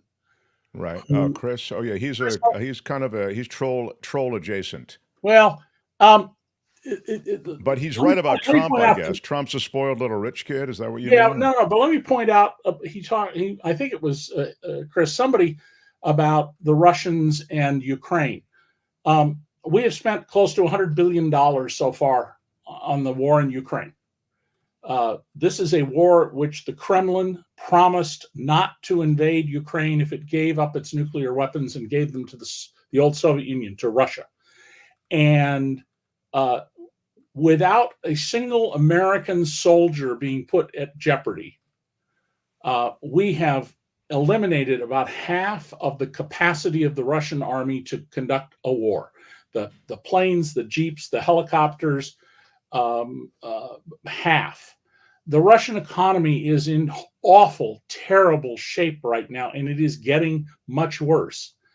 And about 90%, maybe it's 80% of the money that we have spent isn't going as money to Ukraine. It is hiring Americans who build tanks, rifles, grenades, missiles, drones. It's being spent here in America. And it is protecting us from what Putin says very openly that he intends to do. As soon as he conquers Ukraine, he's going to invade Poland, which is a NATO country, Moldova. I have, by marriage, relatives who live in Slovakia.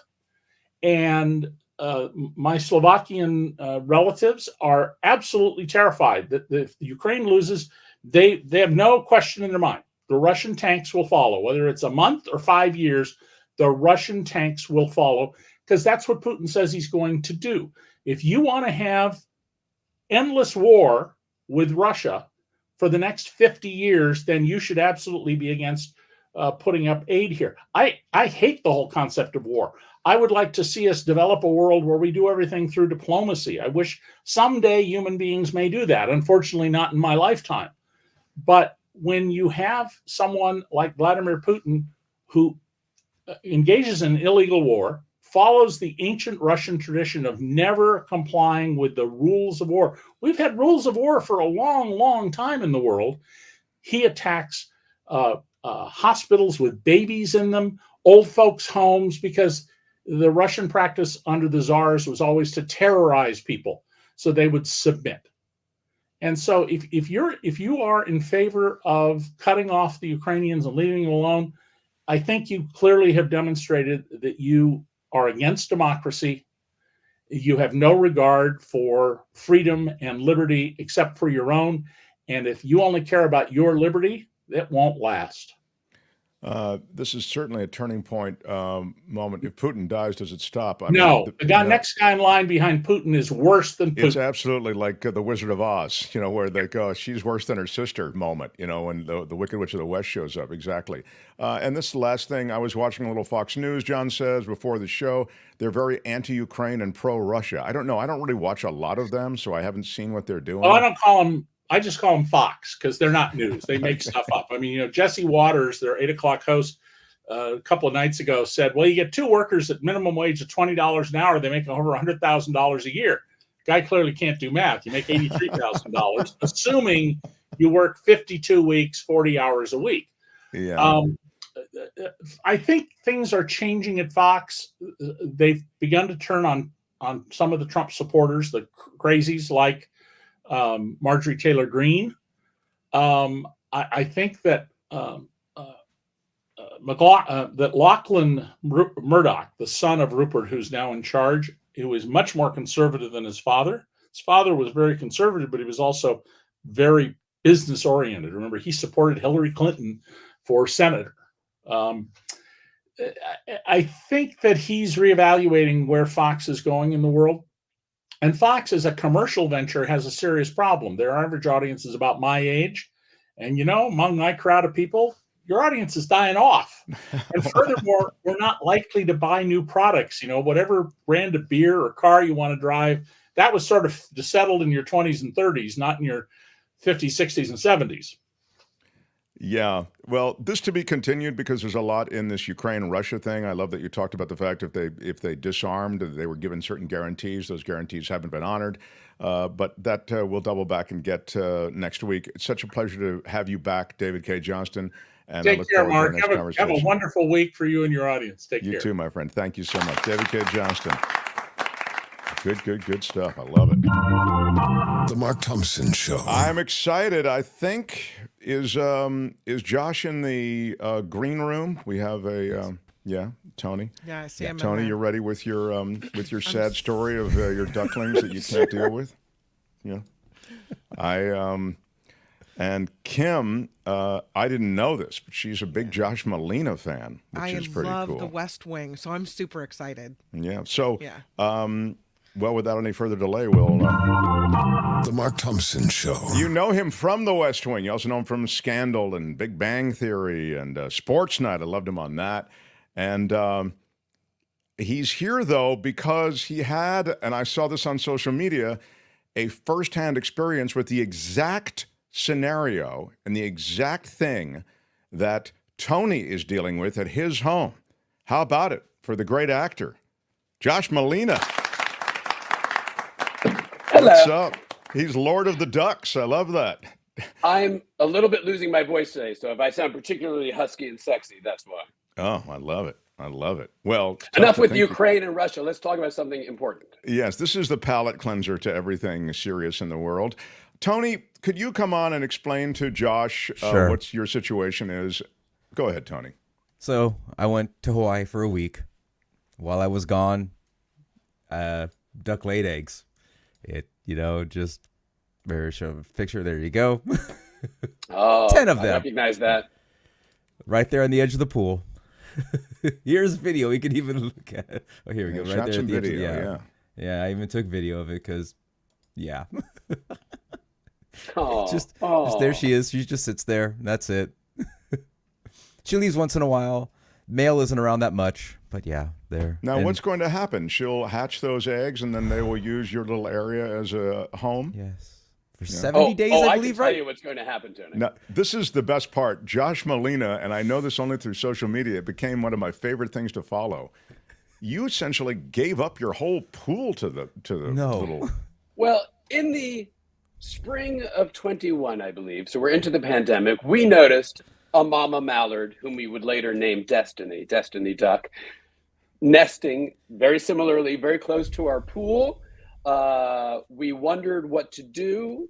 I called, I think, some sort of Pacific Coast fowl wildlife group and said, what do I do? What are my options? And they explained very succinctly that I had no options. If I may quote briefly from the Migratory Bird Treaty Act of 1918, it is illegal for any person to take, possess, transport, sell, or purchase them or their parts, such as feathers, nests, or eggs, without a permit. So being the law-abiding and animal-loving citizens that we are, my family, we decided there's nothing to do. Yeah, I believe that it is what it is. Animal control said to me was, congratulations. Yes, that is so bad. Is largely their take on it. And so we waited, and we were caught a little bit off guard because we were unsure when they might hatch. And then one day I just glanced from the house at the pool, and I saw Destiny and I believe 9, or maybe it was 10 at the time, ducklings in our pool swimming behind her. And it immediately turned into actually an emergency situation because it became clear that the water level of the pool, much to our dismay, was not high enough for them to get out of the pool. And though ducks are quite good swimmers, the time might come when they tire, and if they can't get out of the pool and they can't fly yet, they're in trouble. So it became an all hands on deck thing where, thankfully, with a little foresight, we had bought pavers that we could put in the pool, and we created sort of a stair system at a couple places in the pool where they could get out, and they did quickly. And then we proceeded for the following weeks. We just gave up to it. We decided let there be a National Geographic special in our backyard. We bought duck feed. We fed them. The pool slowly turned, obviously, unswimmable and green and disgusting and swamp-like. But it also was very lovely and beautiful to watch the mom and her kids. Also, again, the dad, not so much in the picture. And it was great. We watched them learn and grow and run around and peep and make noise. And eventually also, there's going to be a lot of noise too, huh? Yes, but cute Great. noise. Not keep you up at night noise. Very adorable duckling I think noise. Tony needs to recalibrate on this. It could be, that's why you can hear Josh speaking lovingly about how it worked out, Tony. Why can't we embrace that part? Because the pool water's like 80 degrees and perfect right now. I'd be swimming right now. It took me 15 years to build that pool. 15 years. Have you had that conversation with the ducks? Yeah. They're going to do what they're going to do, Tony. So I urge you to give yourself over to it. It will be an exercise in being in the present. Restraint. Got it. Accepting that which you cannot change. This is great. The really bad news is when they ultimately all left, we felt some sadness about it, and we took stock of our pool and our house situation. We had to drain the pool entirely, and a tremendous amount of damage had been done to our pool. And what was the cost of that? What was the number of that? I don't even want to say. Except a number that I can't afford because I work in radio. As a journeyman actor... So I might as well just bury my pool. That's where I'm at right now. As a journeyman actor, I will say that it was not a great financial situation for me either. The pool is back up and running, and I will tell you also, once having been treated to Hotel Pool and Hotel Tony, they will want to come back the next year. Oh, they're never coming back. So they will never. You have to look into various ways you can dissuade them. We bought a floating crocodile head. Crocodiles don't work. Floating swan. Exactly. I have pictures. I already did the research on this. If you have to get a giant pictures swan. Of Destiny swimming around and interacting with the crocodile. Doesn't work. Didn't work at all. I have 2 floating swans showing up today. Good. Godspeed. Good luck with that. And a pool cover. We'll see. You got one of like the solar covers. You might be a duck dad for generations to come. No. Do you? Please no. Yeah, pools make beautiful flower beds, says Robert. You're 15 years. So your start to finish time, Josh, on when you could then drain the pool and deal with the aftermath is what? 6 weeks or 2 months or what is it? 2 months. No, about a year. Oh, wow. Yeah, no, the pool was drained, and it was the following year when it was still empty, and Destiny and perhaps a new mate returned, and they were clearly looking around like, I remember there being more water. And I think luckily they got the picture, like, you're not going to do a second round here. They eventually flew off, and that's when we addressed the pool. A full year before we were able to swim again. Wow. Tony, I wish I had better news. I mean, it's great to talk to someone who's had this experience, but the news is not great. Kim, did you have a thought on this?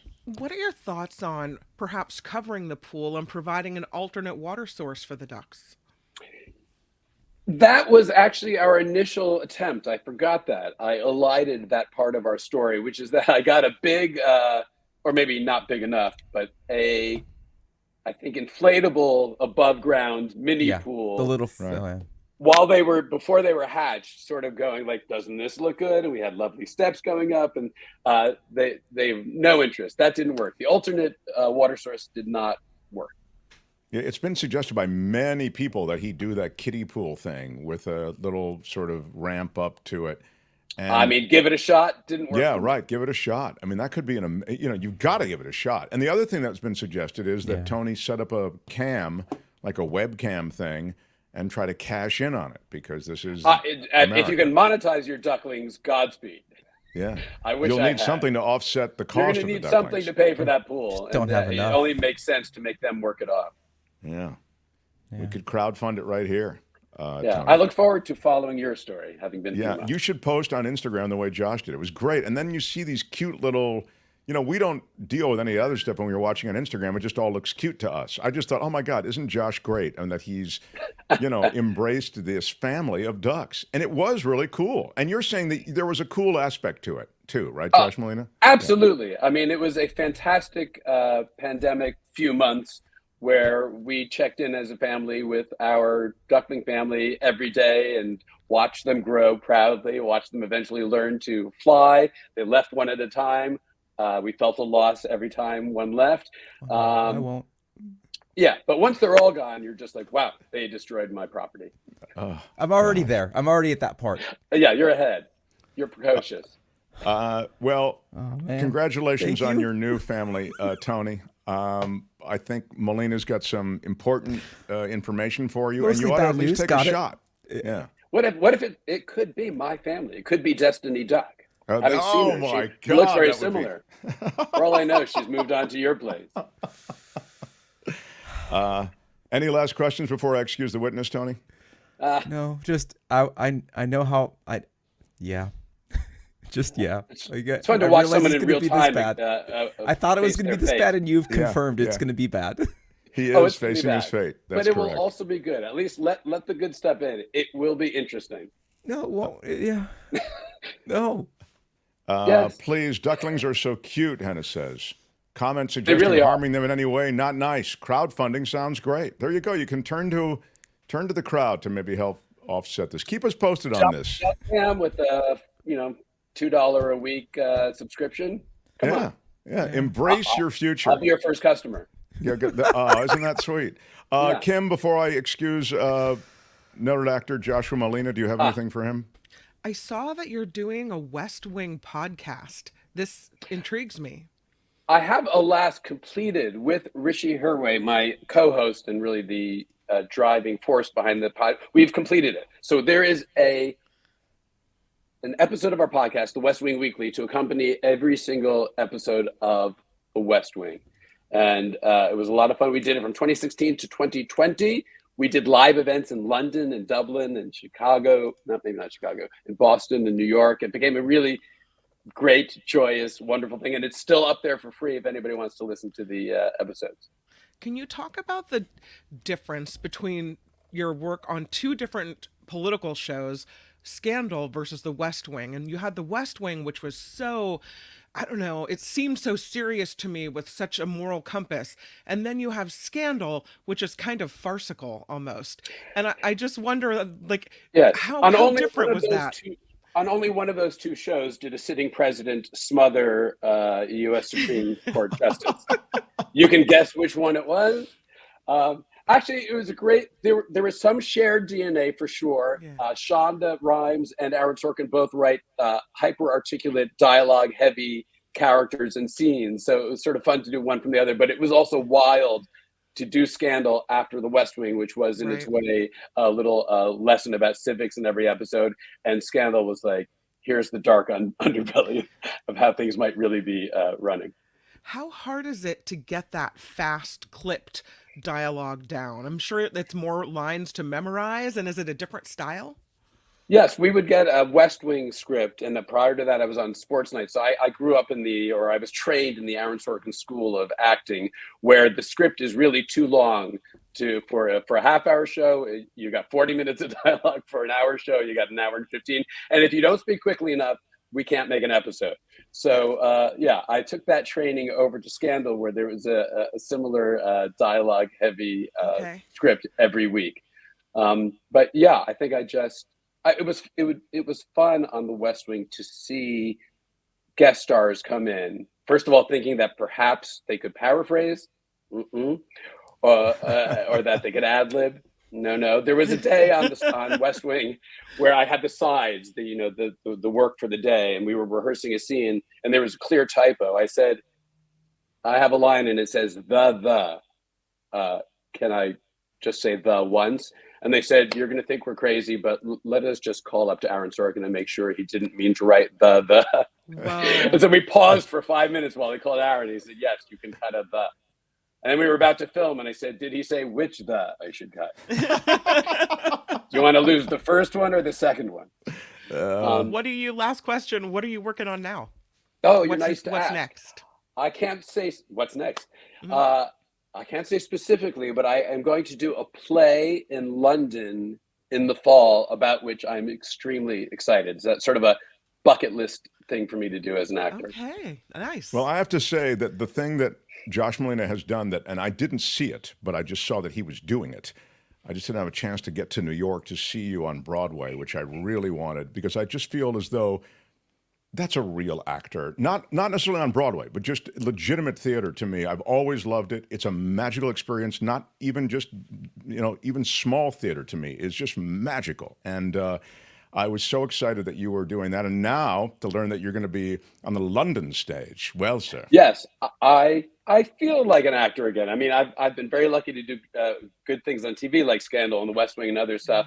But there's nothing like doing live theater and getting to be in a Tom Stoppard in the original. Well, I took over a role, but in the original Broadway production of Tom Stoppard's Leopoldstadt was a huge bucket list item and a dream. Because as an 18-year-old, no, let me see, 1984, as an 18-year-old, I saw, because my dad was best friends with the producer, Manny Eisenberg, I went to the opening night of Stoppard's The Real Thing. And I remember as a teenager who already wanted to be an actor being blown away by this writing. And it would never have, I think, entered my mind that 40 years later I would do a new Stoppard play. And so wow. And you talk about dialogue. You talk about clip dialogue. Wow. I mean, that's, And that was another thing I have to say. Aaron Sorkin, God bless him, has given me a lot of work directly, but I've gotten a lot of work indirectly too. It certainly helped me get Scandal, and I'm quite sure my work on The West Wing helped me be cast in Leopoldstadt. So he's the gift that keeps on giving. Terrific. Well, good luck. Break a leg, as they say, and we'll hear more about that. Come Thanks, visit Mark. us again, Josh. Let's we'll play keep you cards posted. soon. I'd love it. Malina is such a good card player. He's so much better than I am. Please. But he's such a pleasure to be with at the table, so you don't mind losing. Josh, stay in touch, and we'll keep you posted on the duck situation. Will do. Thank you for having me. All right, Josh Malina, everybody. Love it. Love it. Wow. The Mark Thompson Show. That was really cool, too. What a show we've been through. We just that was exciting. Covered a lot of territory today. Felt very good about it. Yeah. I have just a couple of minutes to tell you that San Francisco luminary has passed on. Reverend Cecil Williams, the longtime leader of the Glide Memorial Church. Right. Did a lot of things for people who were destitute, who were without. No, the church is in the Tenderloin. I mean, my God, you know what he is known for, as Kim says, helping out so many who need help. He was 94 years old. So, and there he is as a younger man. Yeah. And to jump into the Tenderloin with both feet, that's a big job, and it never got to be less of a big job, So rest in peace, sir.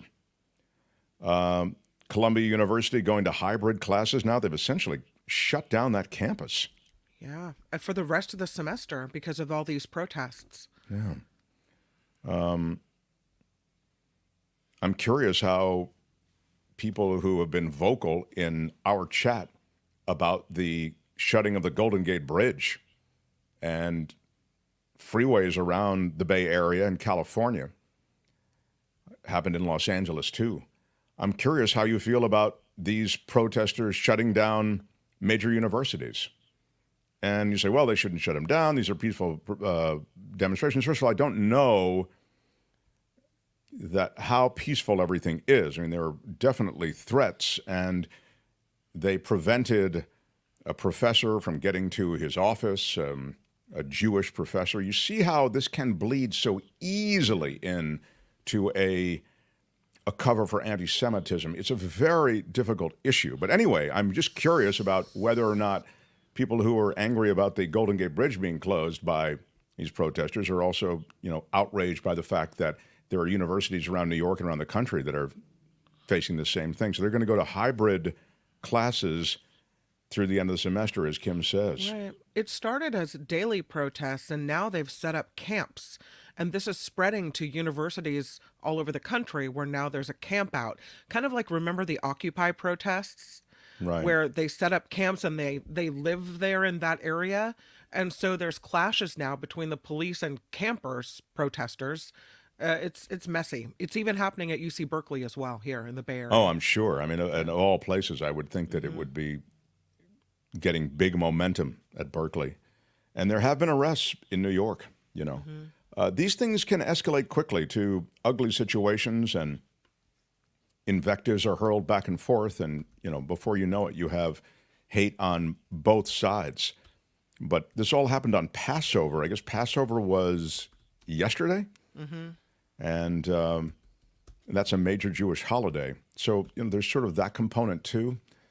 And this is a troubling trend, but we will see. I mean, it's happening at a time, you know, you also see that, you know, universities are places where open dialogue and open protest is sort of celebrated typically. I mean, the anti-war movement in Vietnam, there was so much associated with that war that was reprehensible and awful. The whole thing, in my judgment, was reprehensible and awful. But anyway, those protests and those protest movements were largely birthed at college campuses. Now, in this case, you don't have it birthed there, but I'd suggest it's being taken to another level at these college campuses. I just hope that these protests remain peaceful. As I say, the temperature can rise very, very quickly. Anyway, that's what's. Those are a couple of things that are going on. Tomorrow, I will be away, and I'll be away for a week. Have to go back and see Mom and Dad. We've got some issues in the family related to health, and I'm turning it over to Kim. Now, I'll be in constant touch with Kim, much to her irritation. I am always on the scene. Yeah. I like to... You're gone, but never far. I don't, you know, I'm working very hard on this show. I'm working very hard on every aspect of this show, and the little stuff is what matters as well as the big stuff. So I follow the little stuff. But that said, Kim will be here. Tomorrow, you're by yourself, right? Tomorrow I'll have Albert with me. Albert and Rothman will be along. We have John Rothman. We have Belinda Weymouth.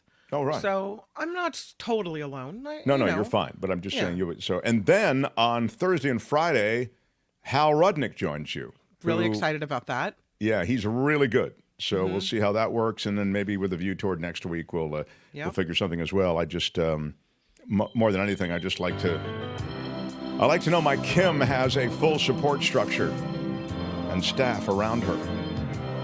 Tony, do you feel a little closer to the whole duck thing, having heard from veteran actor Josh Malina about his situation? Truthfully, I feel worse.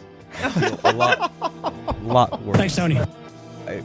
I'm ruined. Essentially, I'm ruined. You don't have a lot of running room, although I would get that kiddie pool purchased today. I would set that up inmediatamente. I'd run it right now. And maybe there's a way to coax them into that. But I don't think so. I agree that the news they're there to spite me. This is the wrath of God at full level. No, cover up that pool. You'll get it done. This is a word from the Lord, and he's not happy. All right, well, keep us posted, Tony. And as we continue, I'm Shadow Stevens for the Mark Thompson Show. Bye-bye. Kim does After Party Live next. Thanks, everybody. Out of time. Bye-bye. Appreciate all the ways you show us love. Till next time, bye-bye.